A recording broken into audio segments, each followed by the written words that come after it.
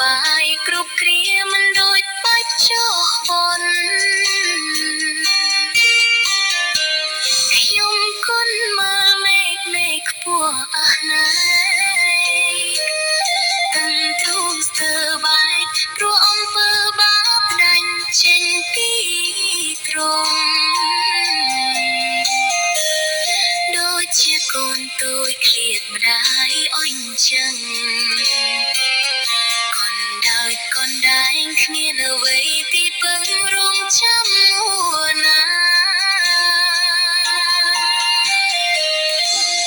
ព្រះអង្គម្ចាស់អើ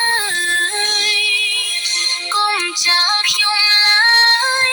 ខ្ញុំដឹងខ្លួនហើយថាខ្ញុំធ្វើខុសមិនគួរជឿខ្មាំងចាញ់លបួងវាសង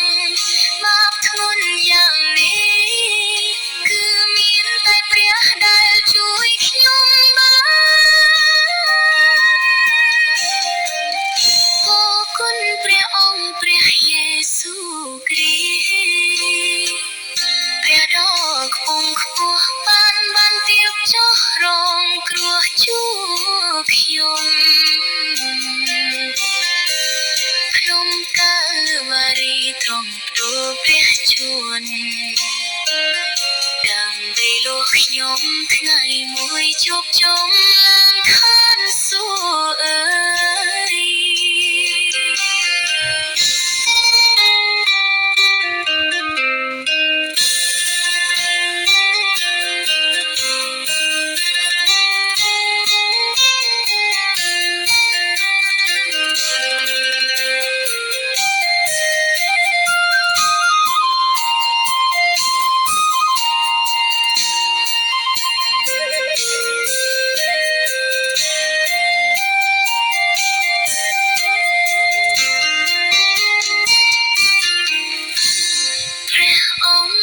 ចាស់អើយកុំចោលខ្ញុំឡើយខ្ញុំដឹងខ្លួនហើយថាខ្ញុំធ្វើខុស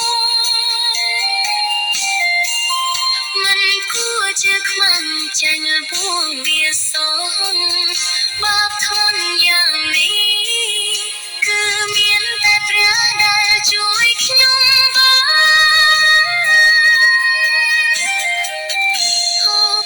ព្រះអង្គព្រះយេស៊ូវគ្រីស្ទព្រះដ៏ខ្ពង់ខ្ពស់បានទៀបចុះរងគ្រោះជួបខ្ញុំ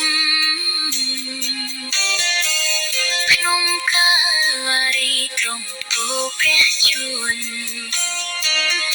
ដើម្បីលោកខ្ញុំថ្ងៃមួយជួបជុំ